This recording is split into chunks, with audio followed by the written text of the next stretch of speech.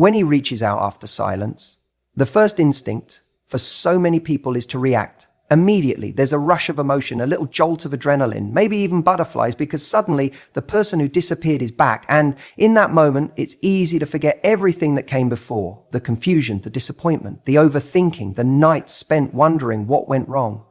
But the truth is, your first step is not to respond. Your first step is to pause. Just because someone reaches out doesn't mean you owe them access to you. In fact, the more emotionally intelligent thing to do is to take a moment and ask yourself, what do I actually want here? Not what does this text mean, or what should I say to seem chill but interested, but what do I want for myself? That one shift in your internal dialogue changes everything. Because when you focus on your needs instead of the noise, you become the one in control. It's not about playing games. It's about protecting your peace. When someone goes quiet and then reappears without explanation, you are not obligated to make it easy for them. You're not here to soothe their ego, feed their curiosity, or validate their impulse. You're here to decide, does this align with the standard I've set for the people I allow into my life? There's an emotional cost to being so available, especially to people who weren't consistent to begin with. And most of the time, when people rush to respond, it's not coming from confidence, it's coming from scarcity. It's that tiny voice inside that says, this might be my last chance. What if this time it's different? But that voice is lying. That voice is trying to trade your standards for temporary relief. You don't need relief, you need clarity. The pause isn't just about buying time, it's about regaining perspective. It's a moment to step back and remember how you felt when the silence first began. Were you left in confusion? Did you feel disposable? Did you give more than you got? Because if you don't honor the reality of what happened then, you'll start romanticizing the version of the person who just reappeared. Like that version might only exist in your imagination. Let's say he sends you a message like, hey, I've been thinking about you. That line might sound sweet, even nostalgic, but what does it mean? Thinking about you doesn't fix what broke. It doesn't rebuild trust. It doesn't explain why they disappeared in the first place. A person can think about you while doing nothing for you. They can miss the comfort of you without ever showing up for you. So instead of reacting emotionally, respond intentionally, even if that means not responding at all. Ask yourself, what has changed since the silence? Did he come back with clarity, accountability, and intention? Or did he just pop back in with a lazy message, hoping to be let back in without doing the work? You're not looking for effort in the form of a text. You're looking for effort in the form of change. A person who values you doesn't just reach out, they show up. And here's something most people don't realize. The longer you delay your response, the clearer your power becomes. When someone knows they can disappear and you'll be right there the second they call, they don't have to try. But when you make them wait, not out of spite, but because you're genuinely assessing your boundaries, you become someone who can't be picked up and put down at their convenience. You become someone who respects themselves too much to confuse attention with effort. Let's be honest. Sometimes the message you receive isn't even about you. It's about their boredom, their ego, their loneliness, their desire to check if they still have access. And if you don't pause, you'll mistake their impulse for intention, and you'll be right back where you started, unsure, unsettled, and overinvested. What if, instead of feeling flattered, you felt curious about their motives, curious about what they actually bring to your life now, curious about why they think they can come back without acknowledging the absence? Curiosity creates distance between you and the illusion. It puts your heart in check. And from that space, you get to ask yourself better questions. Is this what I want? Or is this just what's familiar? Am I being chosen? Or am I being recycled? That's where your strength lives. You've got to remember, your response is not just a message back to him. It's a message to yourself. It's you saying, this is how I deserve to be treated. This is the energy I will allow in my life. You don't rise by chasing potential. You rise by honoring your reality. That means if he comes back, you don't default to the fantasy. You default to your truth. The pause gives you the gift of memory. It reminds you of how silence felt when you didn't deserve it. It gives you the opportunity to ask, did he reach out because he missed me? Or because he missed the version of me that made things too easy?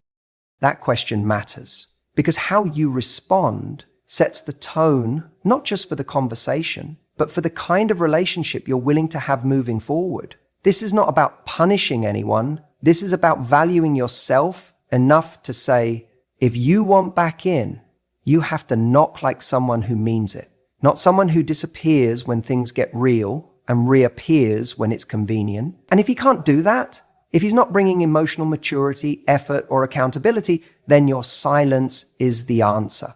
And that's the truth most people avoid, that you don't have to respond just because someone remembers you exist. Your worth isn't up for negotiation the moment they decide to text. The real question is, do they still deserve access to you? That's a powerful place to respond from. Your response begins the moment you realize you don't need one to feel whole. You know, it's so easy to get excited when we hear from someone we haven't heard from in a while, especially if it's someone we cared about deeply or someone who ghosted us, or maybe just faded out and left us in confusion. Suddenly, your phone lights up. It's his name, a message. Maybe it's, hey you, or been thinking about you, or the classic, how have you been?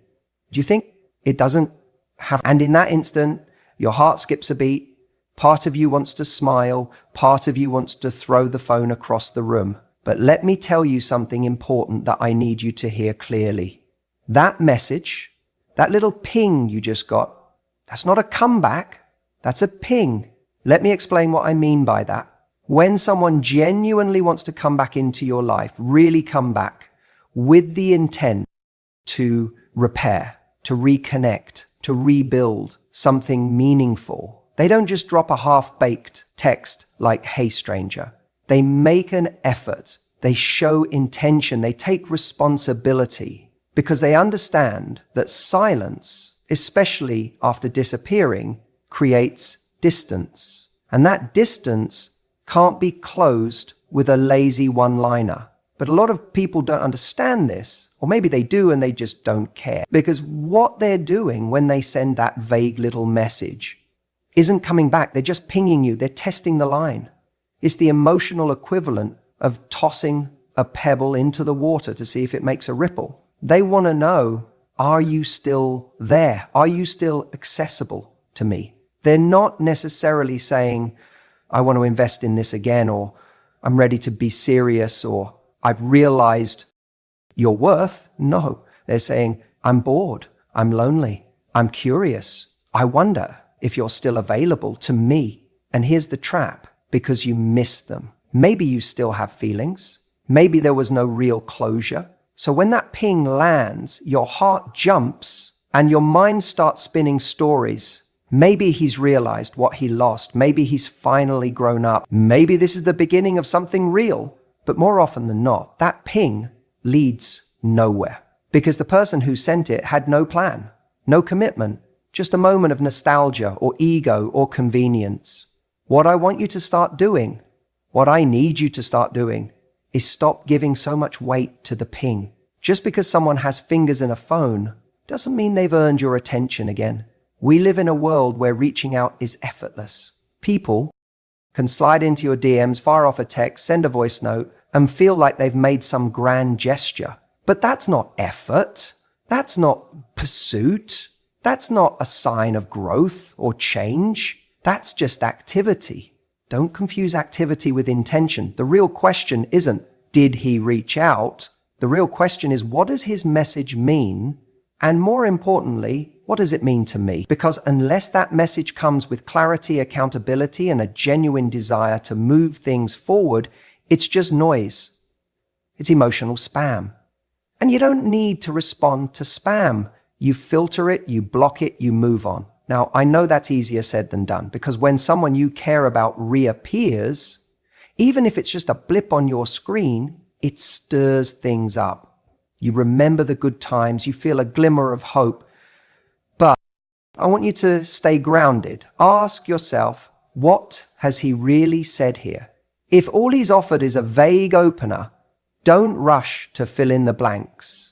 Don't start writing a romantic novel in your head based on a single shallow sentence. Make him work for it. Make him show up.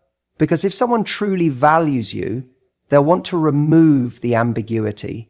They'll want to earn back your trust, not just your time. And let me be clear, your worth isn't measured by who texts you. It's measured by how you respond. Anyone can say, I miss you.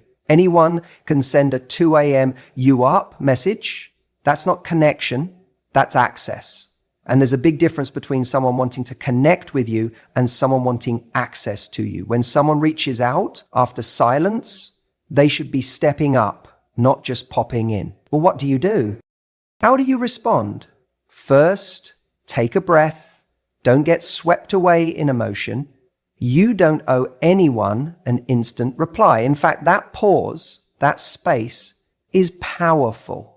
It gives you time to ask the right questions.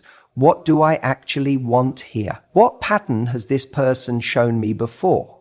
Does this feel like genuine interest or just a lazy attempt to reopen a door they walked away from? Be honest with yourself. If you do choose to respond, do it from a place of calm confidence, not need. You're not trying to win them back. You're not trying to impress. You're just communicating. Simple, direct, self-respecting. Something like, hey, it's been a while. What made you reach out? That one sentence, it puts the ball back in their court. It tells them, I see you, but if you want access to me again, you're going to have to show me why. And that's exactly the kind of energy you want to hold. You're not punishing them. You're not playing games. You're setting a tone. You're setting a standard. Because if someone wants a place in your life, they should be willing to meet you at your level, not pull you down to theirs. And if their response to that is vague, if they dance around the question or dodge it or throw out more fluff, you've got your answer. They're not here for something real. They're here for a hit of attention. And you don't need to supply that. Look, you're allowed to care. You're allowed to feel. You're allowed to miss someone. But don't let missing them override what you know. A ping is not a plan. A message is not momentum. Connection requires more than curiosity. And if someone wants to come back into your life, they need to prove through consistent action they're worth letting back in. Remember, a message is not a comeback. It's just a ping. Let's talk about something really important when it comes to hearing from someone after they've gone quiet. Something that trips so many people up. It's the idea of matching energy, not emotion. Now, what does that actually mean? When someone you've been talking to suddenly pulls back, disappears, or just goes radio silent for a while, and then out of nowhere, ping, they reach out again, it can trigger a rush of emotions. You might feel excited, confused, even a little hopeful. And if you had strong feelings for them, it's so easy to let those emotions take the wheel. You start replaying old memories in your head. You think about the connection you used to have, the laughs, the chemistry, the way things felt when they were at their best. That emotional history gets reactivated the second you see their name light up your phone. And all of a sudden, you're not responding to this message. They barely said, hey, you're responding to everything you wish this message meant. But here's the problem. That's not how attraction is built. That's how people end up chasing illusions. Responding with your emotions, especially those rooted in the past, means you're showing up with energy that doesn't reflect what's actually happening right now. It's like walking into a negotiation and giving everything away up front because you're thinking about how good the deal used to be, not how it is today. So when he reaches out after silence, your job isn't to meet him with nostalgia. Your job is to observe, not absorb. What kind of message did he send? Was it thoughtful? Was it intentional?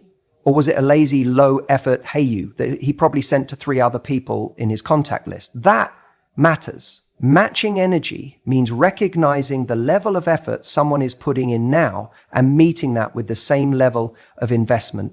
No more, no less. If he sends a vague, non-committal message, you don't come back with paragraphs. If he says, "I've been thinking about you," that offers no context, no accountability, no next step, that's not something to emotionally unpack or celebrate. It's something to note. It's not about playing games. This isn't about pretending you don't care or trying to be cold or aloof. This is about having a healthy emotional boundary. You don't build value by showing up at 100 when someone else is barely showing up at 10. That's how you train someone to believe they don't need to try harder, because you'll do all the heavy lifting for them. Let me be real with you. A lot of people reach out after silence, not because they miss you deeply, not because they've had some grand epiphany, but because they're bored, lonely, curious, or even worse, looking for validation. And the minute you respond with warmth and excitement that's disproportionate to what they gave you, they get that validation without doing any of the work to deserve it. Then what happens? They vanish again. And you're left asking, why did he even come back? When the better question is, why did I respond like he earned a comeback? Matching energy keeps you grounded in reality. It protects you from false hope. It creates space for the other person to actually show you who they are now instead of who they were or who you wish they'd be. And when you respond at their level, you force them to either rise up or fall off. There's no middle ground where they can stay comfortable with minimal effort. Think about it like this. If someone walks into your life and offers you crumbs, and you respond like they just served you a 5-course meal, what message are you sending? You're telling them that the bar is low, that you'll take anything. That's not attractive. It doesn't make them want to step up. It makes them think they can step in and out as they please. But if instead you stay calm, measured, and you mirror the level of effort they're giving, you create a dynamic where their next move has to be intentional. Because now they know they don't get to skip the line just because they've been here before. And here's the best part. When you operate from that place, you feel powerful. Not because you're playing hard to get, but because you are hard to get for the wrong people. You know your worth. You know your time is precious. You know your heart deserves consistency, not confusion. So the next time someone reappears after ghosting or disappearing, don't get swept away in the history. Don't let the nostalgia do the talking. Look at what they're actually bringing to the table right now. Is it vague? Is it lazy? Is it safe for them, but risky for you? Then match that. Not with coldness, but with clarity. Not with pettiness, but with poise. You don't need to chase anyone who left you confused. If they want another chance, let them earn their way back in. And if they're not willing to, that's not your loss. That's your filter working. Silence after inconsistency isn't rejection. It's redirection. You may miss him. You may still think about the way he looked at you, the way he made you feel, the way things could have been if he had just stuck around. That emotional pull, it's real. I'm not going to tell you to switch it off like it's a light. You're human. We build connections, we build memories, and those don't just disappear when someone goes quiet. But here's the truth. Most people don't say out loud. Your standards don't get put on hold just because someone you once cared about decides to suddenly pop back into your life. When someone disappears, whether for days, weeks, or even months, and then suddenly reaches out, it stirs something. You start to wonder, what does this mean? Has he changed? Did he realize what he lost? Should I give him another chance? And all those thoughts should understandable. But what often gets lost in that swirl of emotion is the one thing that actually protects your peace, your standards. You can feel 100 things at once, attraction, curiosity, nostalgia, but none of those things should override what you know you need in a relationship. If he's coming back without accountability, without clarity, without any evidence of change or growth, then what he's offering isn't a new beginning, it's a rerun. And if you didn't like how the story ended the first time, what makes you think the script has suddenly changed? The real danger in these moments isn't the message itself, it's the meaning you assign to it. We want to believe people reach out because they've had some kind of emotional epiphany. We hope they've spent their time in silence, realizing our worth, mourning our absence, and crafting a new level of appreciation for us. But more often than not, that text is not about you. It's about them. It's about comfort, curiosity, or even just boredom. And here's the uncomfortable truth. When you let feelings alone guide your reaction, you risk betraying yourself. You risk putting your self-worth in the hands of someone who already showed you how much or how little they value it. Think about that. This person had access to you. They had your time, your affection, your attention. And at some point, they chose silence. That was their decision. That was their standard. So when they return, your job isn't to immediately open the door again. It's to ask what has changed since then. Did he just disappear when things got real? Did he ignore your needs, vanish without explanation, and now just assume you're still there, ready to pick up where you left off? Because that tells you more than the actual message does. If his silence came without respect, his return needs to come with more than just words. You need to see consistency, follow through, and intention. That's the currency of someone who values you, not a 1 a.m. you up or a vague I've been thinking about you.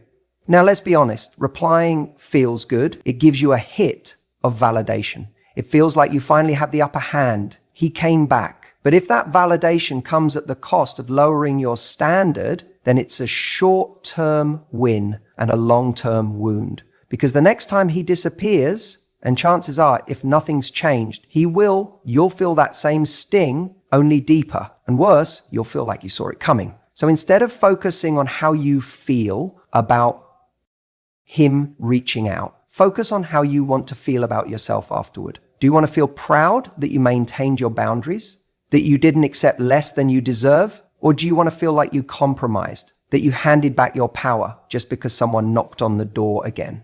And this isn't about being cold. It's not about holding grudges or playing games.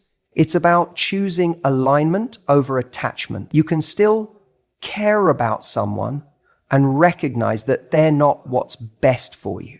You can still wish them well and know that going back would mean going backwards. That's strength. That's self-respect. And that's what sets apart someone who lives by their standards from someone who lives by their emotions. Let me tell you something powerful. The person who truly deserves you won't leave you wondering. They won't disappear and then return like nothing happened. They'll be consistent, communicative, and clear about what they want. And if someone isn't giving you that, then no amount of history, chemistry, or romantic fantasy is worth sacrificing your peace. So the next time he reaches out after silence, remember this. Your emotions are valid, but your standards are vital. If you do choose to respond, remember this. Set the tone. Don't fall into the trap of thinking you have to tiptoe around him just because he's finally reached out. Too many people, when someone comes back after a long silence, reply in a way that communicates gratitude rather than clarity.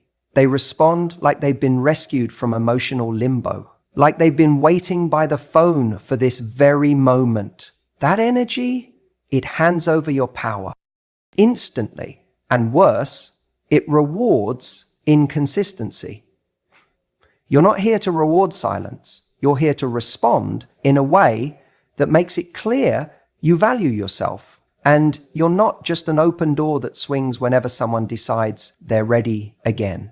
That doesn't mean being cold or dismissive, but it does mean that the tone of your message communicates who you are now not who you were when he disappeared. When someone comes back after disappearing, it's easy to get swept up in the relief or the nostalgia or even the hope that maybe this time it will be different. But none of those emotions should write your reply for you. Your reply should come from strength, not longing, from awareness, not wishful thinking. So how do you do that?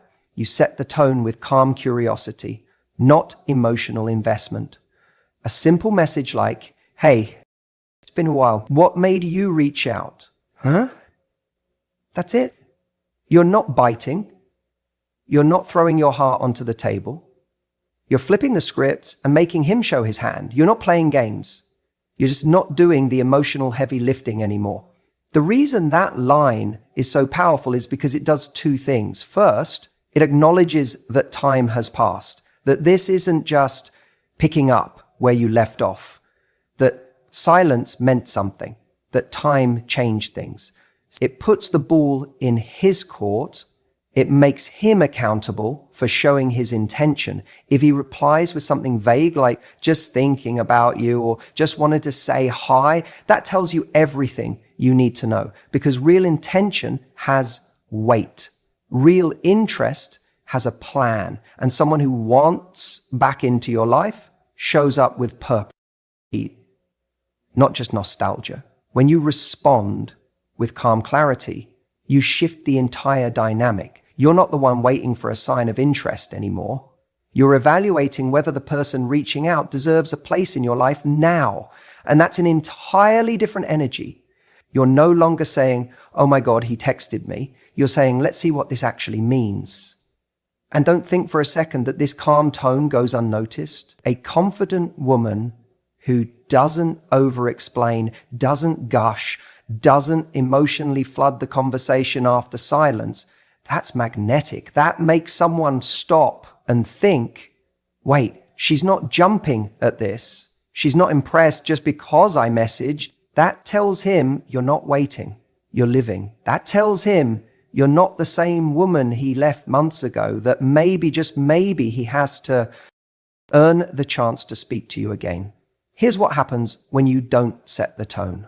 The moment he messages you, you reply quickly, enthusiastically, maybe even emotionally.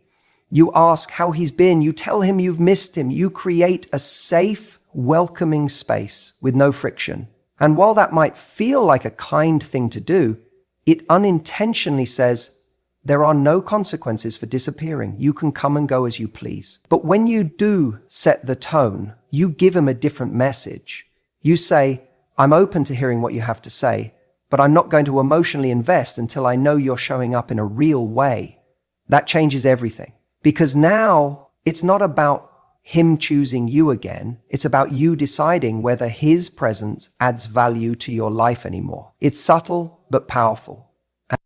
It's especially important because, let's be honest, some people come back for the wrong reasons. Loneliness, boredom, ego, a temporary sense of nostalgia. And if your tone says, welcome back, I've been waiting, then you risk letting someone back in who hasn't actually changed, who hasn't done the work, who isn't ready to meet you where you are. But if your tone says, talk to me, show me who you are now, then you get clarity fast.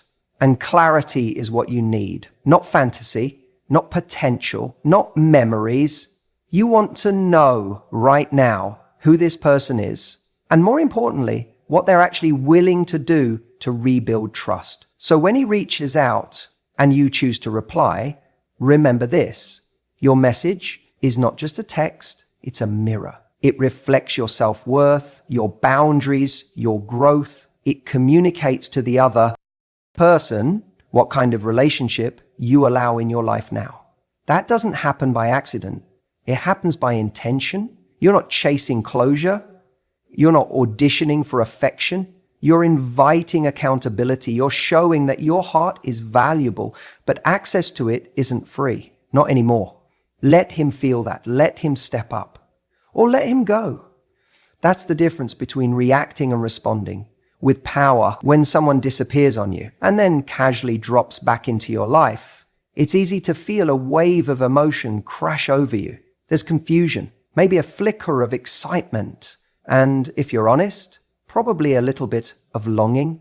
That moment where the message pops up, where his name lights up your screen again, can feel powerful, almost like a second chance is knocking, and everything in you might want to jump at the opportunity to respond. But here's the truth that gets overlooked far too often. Silence is also a response. We tend to think that we owe people words, that when someone reaches out, it's polite or emotionally intelligent or somehow more mature to say something back. But silence, when used with intention, is one of the most powerful tools you have. And it's not about playing games. It's not about being petty, cold, or trying to make him wonder what you're thinking. It's about alignment. It's about asking yourself, does this person actually deserve to come back into my space? Let's go deeper. If someone walks away from you or slowly fades out, what they're saying, whether they admit it or not, is that you were not their priority. Maybe they got distracted. Maybe they weren't ready. Maybe they took your presence for granted. Whatever the reason, they left you with silence. And that silence, it wasn't just empty space. It said something. It created a story. It told you where you stood. So when he comes back and the silence is broken from his side, you're under no obligation to fill the gap for him. You don't owe him comfort. You don't owe him closure, and you certainly don't owe him a response if his reappearance doesn't come with meaning. A hey is not an apology. A how have you been isn't accountability. A re-entry without intention is just convenience. Too many people make the mistake of replying out of habit, out of hope, out of old feelings that were never resolved. They feel seen again and mistake that moment of recognition for value. But being seen doesn't mean being chosen. And that's where your power comes in. You're allowed to sit with his message and say, this doesn't feel like enough. You're allowed to look at it, take it in, and move on with your day. You're allowed to protect the peace you built during his absence. Because here's the part no one tells you. If someone ghosted you or pulled away without explanation, and now they're reappearing without a real shift in behavior, your silence isn't rude. It's respectful to yourself. Silence can be a clear boundary. He says, I heard you. I see what you're trying to do. And I'm not interested in opening a door that you walked away from. It's not a tantrum. It's not punishment. It's clarity. It's your way of saying, I won't be reactivated by half-hearted effort. Sometimes we feel guilty about silence because we're empathetic. We think, what if he's changed? Or what if I'm being too harsh? But growth doesn't. Be a clarity. A man who's really grown won't be discouraged by a pause. If he's serious, if he truly understands the weight of his past silence, he won't be scared off by yours.